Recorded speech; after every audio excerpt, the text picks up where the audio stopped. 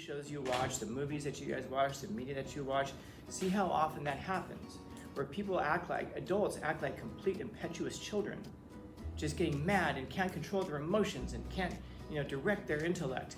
And then we look at that and we're like, yeah, but I can see why they would feel that way.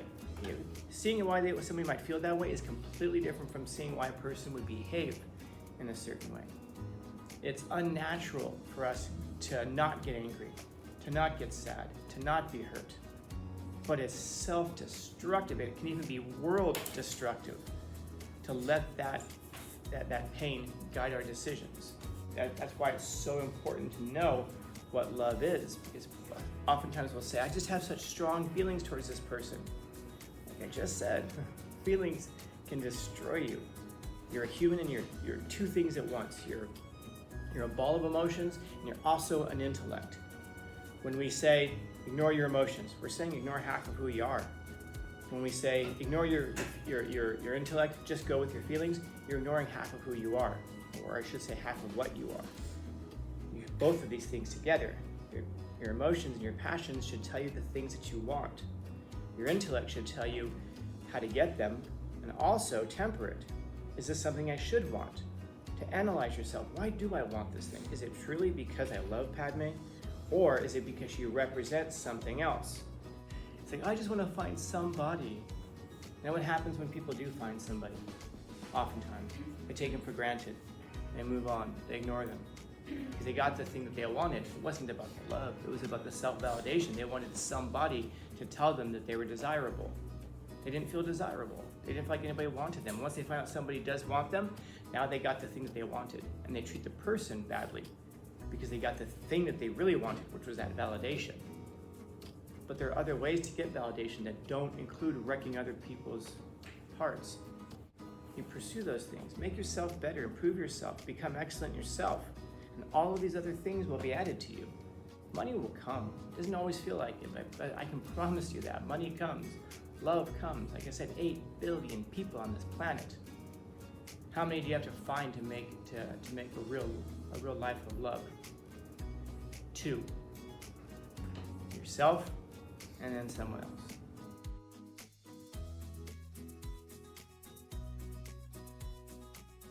So if you haven't seen it, there's a quick background. Anakin is a little kid, and he gets discovered by the Jedi, and they think that he fulfills a prophecy about this Jedi who would bring balance to the Force. He falls in love with this girl who's she's the queen. Yeah, she's still the princess, right? No, she's the queen. Yeah. Then she becomes queen, and how old is he? Like 8 or so, something like that.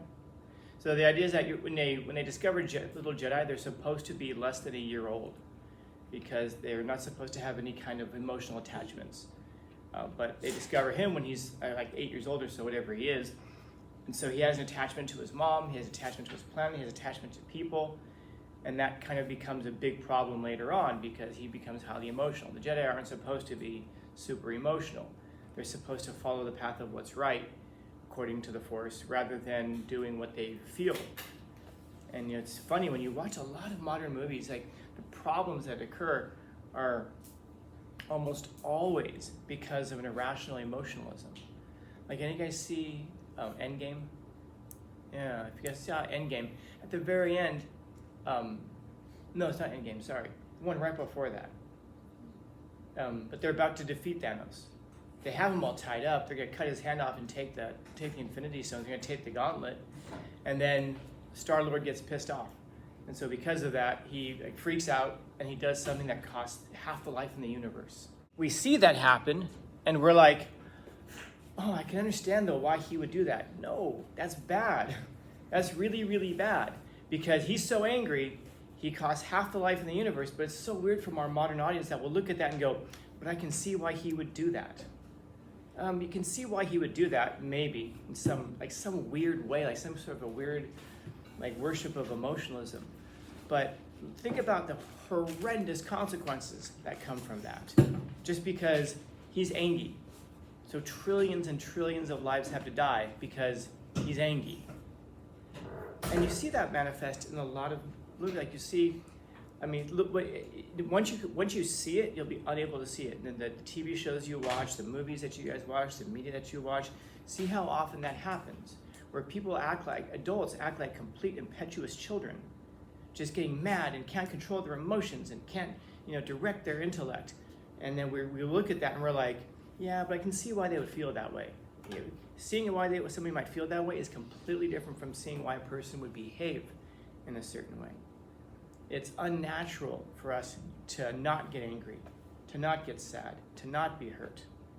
But it's self-destructive. It can even be world-destructive to let that pain guide our decisions. I mean, we have a whole history of war that can demonstrate that. And when you look at someone like Anakin, so now they take him in when he's older, so he has these attachments now, and then one of which is to his mom, another of which is to Padme. He falls in love with her, which is really odd. He's a little kid, and then he's in love with her until he becomes, I think he's supposed to be like 16 in the second, once a number of years have passed, and he's gonna see her again for the first time. It's like, I've been in love with her since then. It's like, really? Since you've been in love with her? Maybe you're infatuated with her. And that's because you realize that he's probably not really in love with her. He probably is highly possessive of her because his mom dies. And then when his mom dies, he kind of like commits to himself that he's never gonna let anybody else that he cares about die. So she's not really a thing, she's not really a thing that he loves. She's a thing that's kind of the object of what it is that he's gonna prove to himself, which is, I'm all powerful. She represents his desire and his lust for power. And that's what he ends up giving in. So oftentimes we misperceive this. We think, oh, it's love. No, it's possessiveness. Because it's an object, it's a thing that you're going to prove your power through, which is people. And so where is that line? It's not such a fine line, but when you cross it, you know you've crossed it. And unfortunately, sometimes we don't realize we've crossed it until we have. And so like I said, that's why it's so important to know what love is, because oftentimes we'll say, I just have such strong feelings towards this person. Like I just said, feelings can destroy you. Feelings can destroy you. Your feelings should tell you what you want, yes. Don't ignore your feelings. Your emotions are really important. You're a human and you're two things at once. You're a ball of emotions and you're also an intellect. When we say, ignore your emotions, we're saying ignore half of who you are. When we say ignore your intellect, just go with your feelings, you're ignoring half of who you are, or I should say half of what you are. Both of these things together, your emotions and your passions should tell you the things that you want. Your intellect should tell you how to get them, and also temper it. Is this something I should want? To analyze yourself, why do I want this thing? Is it truly because I love Padme? Or is it because she represents something else, which is a thing that I don't want to die, because if she dies, that means I failed at a personal level. Promise I made. And he becomes a Jedi at first because he's enamored of the excitement. He's enamored of the adventure. He just wants to be powerful, even when he's a little kid. And then as he grows up, that's kind of his lot. That's what he becomes.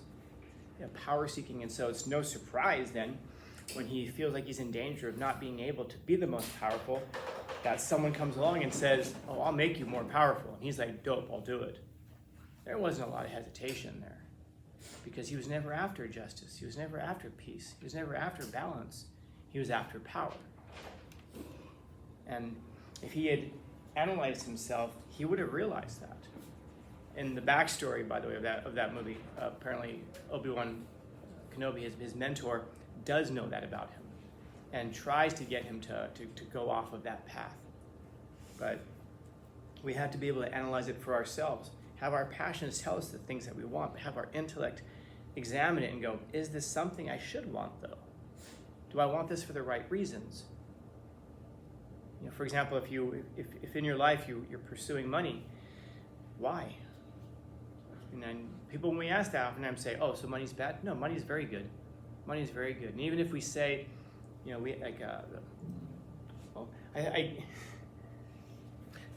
can cry about the meaningless and hopelessness of your life. Somehow it's better doing that from the front seat of a Mercedes than it is from a bus. That much is true. Money doesn't buy happiness, but it does relieve tension, it does relieve stress if you use it properly. So money is important. The only people who think money doesn't matter are people who have a lot of it and people who have none of it.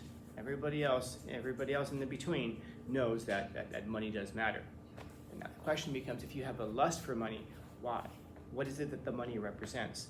It's not just the money, it's something else. Maybe it's that the money is going to prove to you that you're somebody. Maybe money is a symbol of your money is a symbol of your achievement.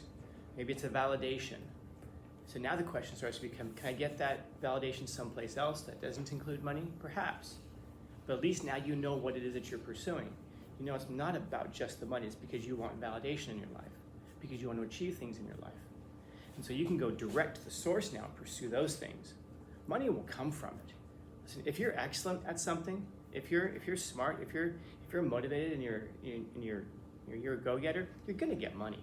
Money's a mathematical problem. It doesn't feel like it when you don't have any, but money's a mathematical problem. You want more money? What do? Work more. Oh, but then I'm tired. Okay, so then it's a character issue then. So if you want more money, you have to overcome your tiredness, and you have to get a second job. And then you can do things with that. Maybe those give you opportunities to move up and find other things. Maybe you can take that money that you get from the second job, live off of the first job, invest the second job. You know, money, you'll find ways to get it if you're good at something. So the thing is not to pursue the money, but pursue being good at something, pursue excellence, and the money will come. The same is true about love. Don't pursue love. Love will come. It doesn't always feel like it for people when they're alone and they're like, oh, I'm never gonna find anybody. There's 8 billion people on this planet, man. You ever see people walking down the hall and they've got someone and you look at both of them and you're like, ew, but they found somebody? It's like, I just wanna find somebody. Now what happens when people do find somebody? Oftentimes, they take them for granted. They move on, they ignore them. Because they got the thing that they wanted. It wasn't about the love, it was about the self-validation. They wanted somebody to tell them that they were desirable. They didn't feel desirable. They didn't feel like anybody wanted them. Once they find out somebody does want them, now they got the thing that they wanted. And they treat the person badly because they got the thing that they really wanted, which was that validation. But there are other ways to get validation that don't include wrecking other people's hearts. You pursue those things. Make yourself better, improve yourself, become excellent yourself. And all of these other things will be added to you. Money will come. It doesn't always feel like it, but I can promise you that. Money comes. Love comes. Like I said, 8 billion people on this planet. How many do you have to find to make a real life of love? 2. Yourself and then someone else. Put those together. And then going back to what you were saying, that opens up this kaleidoscope of the world. Because now, once that thing is satisfied, you now start to see all kinds of things in the world. So I guess that's the question. How do you know when that person is the right person? I got some great advice about that one time. Someone was telling me that when she was in college, she was hanging out with this couple that had been married for a while. And they got along so well, they're like best friends, playing all the time. And then she asked them, how do you know when you should marry somebody, or when that person's the right person? They were looking at you and they thought about it, and one of them said, when the other person makes you a better person. When they make you a better person. When they make you a better person, and when you want to be a better person because of them. Not for them, not to, I'm gonna do this so that they'll love me, but just, wow, this person sees something better in me. I wanna be the thing that they see. Because we don't see things in ourselves that other people do see. Sometimes it's good to live up to what other people see. Because we don't love ourselves enough. That takes time, that takes development, that takes reasons to do it. Well, once you find that, the whole kaleidoscope of the world all of a sudden shows up. You start enjoying things you never thought you'd enjoy before. I still don't enjoy sushi. I haven't gotten to that point. But when somebody who makes you better helps you see the world differently, that's dope, man. Because that means that all of a sudden you've doubled your lifetime. Because you can now live life through them, through their eyes, through their perspectives, but also through your own. It's one of the reasons I read so much. Because one lifetime is not enough, man. I've lived hundreds of lives by this point. I've lived Nietzsche's life. I've lived Dostoevsky's life. I've lived the life of everybody I've been close to. And when you can learn how to do that, you can see how much life you can live. Because once you realize how wonderful and precious life really, really is, even if it doesn't feel like it right now, man. I promise you it is. A lot of people did not wake up today and they wish they had. But once you see how precious and wonderful and beautiful life is, you realize one lifetime is not enough. That's the tragedy of life. When you realize that one lifetime is not enough to do all of the things that you want to do and experience all the things that you want to experience. And so how can you kind of do that? You add people to your lives, add perspectives to your lives. That's why it's so dangerous. I see people on Instagram, if you don't agree with me on certain things, then just unfriend me now, unfollow me now. If you think this, unfollow. God, you're narrowing the scope of your life down to just one narrow, let's call it what it is, bigoted perspective. And you can't, once that's your world, it puts you at odds and against the whole world, or at least massive swaths of it. And that makes those kaleidoscope go back to grays. Takes away the beautiful colors of life because you can't see things as they really are. We see things as we want them to go, to force them into, to justify our perspectives. So, what's hell?